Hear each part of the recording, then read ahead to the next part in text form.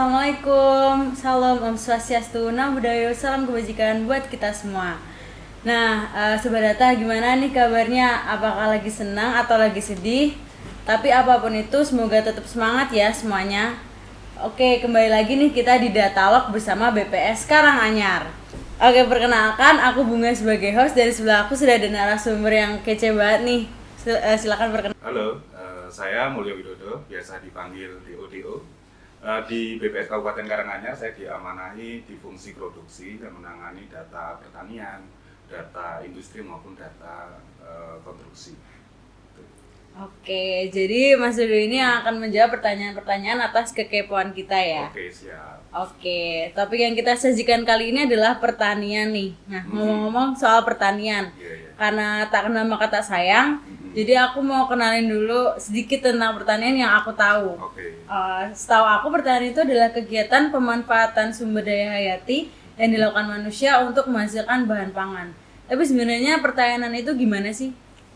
Sebelum ke pertaniannya, untuk Kabupaten Karanganyar ini kan terkenal jadi intan pari ya.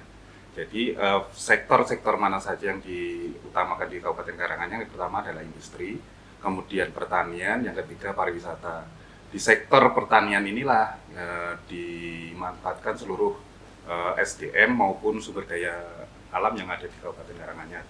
Pemanfaatan dari sumber daya alam yang ada di Kabupaten Karanganyar berbentuk produktivitas, baik itu dari pertanian, ada peternakan dan lain-lain, itu secara singkat dinamakan pertanian. Oke, nah karena di pertanian sendiri itu ada pembagian kelompok usahanya ya? Iya. Ada apa aja nih boleh tahu? Sektor pertanian itu banyak terdiri dari beberapa subsektor. Yang pertama tanaman pangan, yang biasa kita kenal yaitu padi dan palawija. Kemudian sektor hortikultura itu banyak-banyak macam-macamnya, ada sayuran, ada buah-buahan dan lain-lain. Yang ketiga ada peternakan. Ya. Peternakan itu yang mungkin orang awam menganggapnya itu bukan sektor pertanian, itu padahal masuk ke sektor pertanian. Yang keempat adalah sektor kehutanan.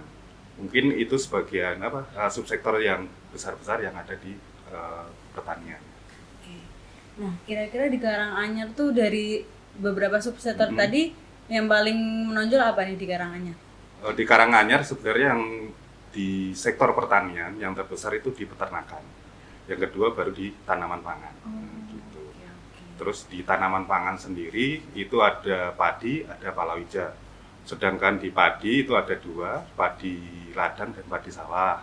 Kemudian di palawija itu banyak sekali sebenarnya macamnya. Ada jagung, kedelai, ada kacang tanah, kacang hijau ya, ada ganyong dan lain-lain. Mungkin teman-teman nggak familiar ya, apalagi anak-anak milenial sekarang, untuk makanan-makanan di palawija yang mungkin banyak sekali macamnya, termasuk gandum yang sekarang ini lagi tren karena banyak makan roti ya. Mungkin cuman di Karanganyar belum terlalu banyak. Oke, nah tapi kali ini kita mau bahasnya tuh tanaman pangannya dulu nih Pak. Ya. Kira-kira yang banyak diproduksi tanaman pangan di Karanganyar itu apa ya? Kalau di sektor tanaman pangan yang utama kan di sini padi ya, karena perairan di sini bagus, karena air dari Gunung Lawu itu cukup memadai sehingga irigasi kita cukup lumayan bagus.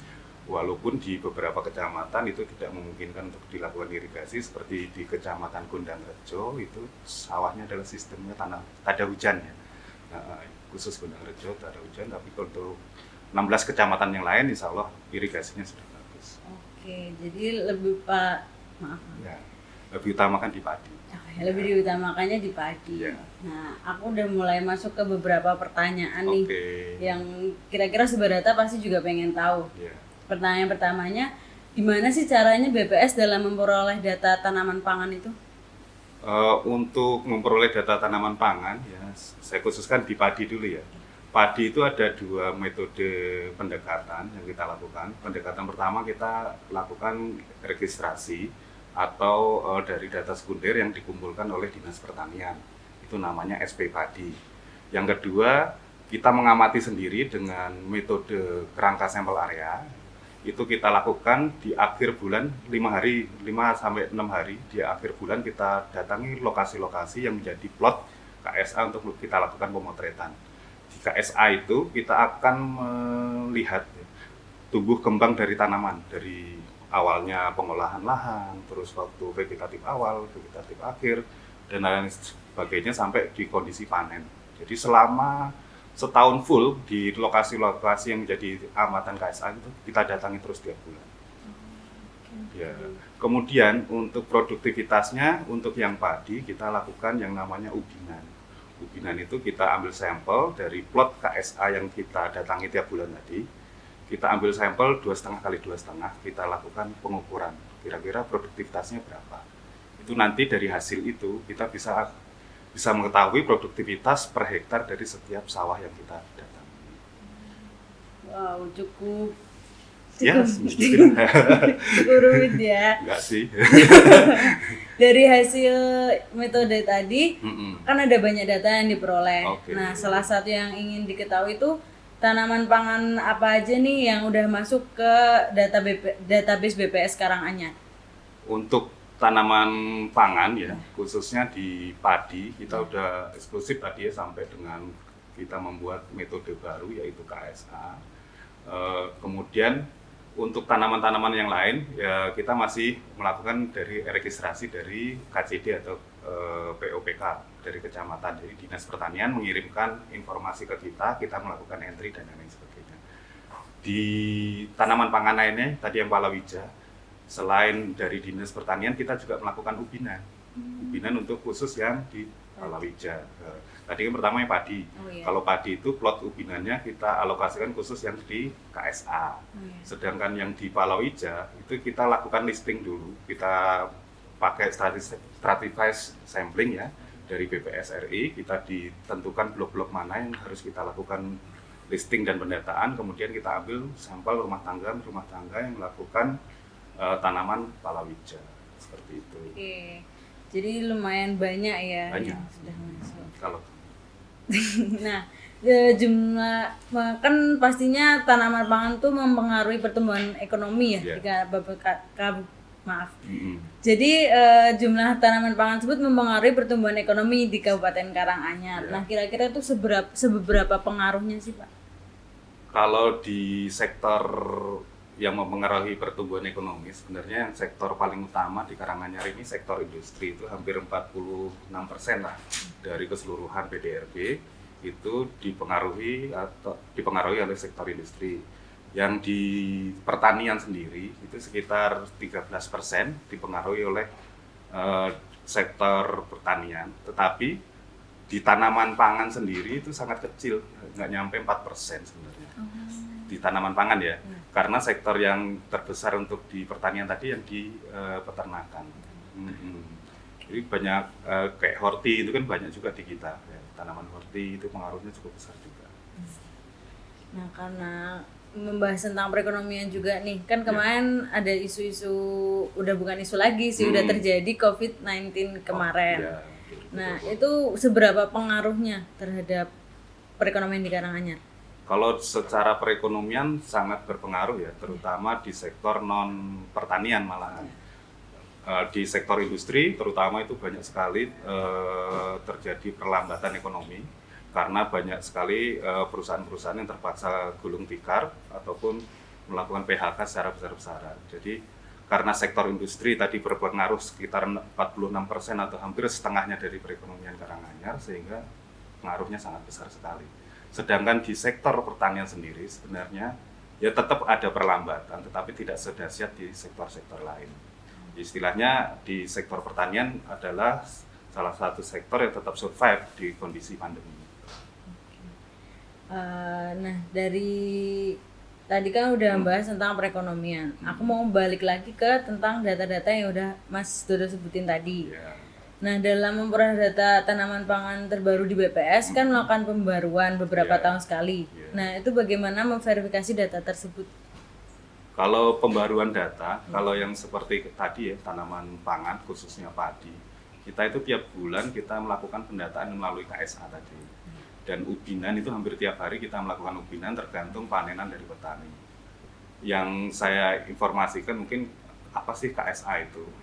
KSA itu sebenarnya untuk memprediksi. Umpamanya kita datang ke sawah untuk hari ini, kondisi sawah umpamanya vegetatif awal. Dari kondisi seperti itu kita bisa memprediksi kapan sih panen rayanya. Panen raya setelah vegetatif awal itu sekitar 3 bulan kemudian kita akan terjadi panen raya. Dengan informasi-informasi seperti itu, nanti ini kan sistemnya langsung terpusat ya. Kita melakukan pemotretan, kita langsung informasikan ke BPS RI. Jadi dari pemotretan yang kita lakukan, itu BPS RI bisa menginformasikan ke Presiden perlu tidak adanya tidak adanya impor beras untuk ketahanan pangan dan lain sebagainya. Jadi kita bisa memprediksi 2 bulan, 3 bulan ke depan kondisi panen rayanya seperti apa. Seperti itu. Oke. Jadi insya Allah ya kita untuk yang KSA itu up to date lah. Kalau yang registrasi yang lain itu kan kita menunggu dari dinas ya. Kayak di Palawija itu kita perlu waktu untuk melakukan kompilasi, entry data, validasi dan lain sebagainya. Setiap 4 bulan sekali kita melakukan verifikasi ke dinas pertanian. Oke. Nah, ini udah masuk ke pertanyaan yang terakhir. Kalau data yang telah diperoleh dan disediakan oleh BPS itu nantinya akan digunakan oleh pemerintah itu untuk apa? Ya itu tadi ya. Oh, iya. Yang KSA itu untuk melakukan kebijakan. Pemerintah itu kebijakannya seperti apa terhadap ketahanan pangan Indonesia. Kondisi padi, kondisi beras 3 bulan ke depan, 4 bulan ke depan itu bisa diidentifikasi dari data-data itu. Kemudian untuk data-data yang lain itu untuk melihat pertumbuhan ekonomi, untuk melihat program-program yang mereka sudah lakukan, kan ada subsidi pupuk, ada subsidi bibit dan lain-lain, apakah sudah menyebar ke petani atau belum, dan relaksasi perekonomiannya seperti apa, seperti itu. Mungkin secara garis besar seperti itu ya.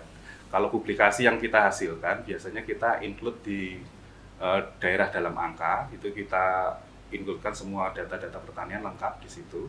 Teman-teman baik secara umum itu bisa sekaligus bisa mengunduh langsung di web kami. Nah, udah cukup panjang nih kita berbincang-bincang sampai nggak terasa udah sampai di penghujung acara. Nah, sebelum ditutup, Mas Dodo boleh nih kasih kesan-pesannya di podcast episode kali ini. Teman-teman sahabat data, mungkin yang perlu kita ketahui, petani kita itu sudah berjuang mati-matian ya untuk mengadakan tanaman pangan, baik itu padi atau palawija, untuk ketahanan pangan kita. Harapannya kita, teman-teman kalau sedang, biasanya kalau makan bareng kan banyak sisanya. Gua inget petaninya, Iya. itunya aja sih. Jangan mubazir Jangan mubazir.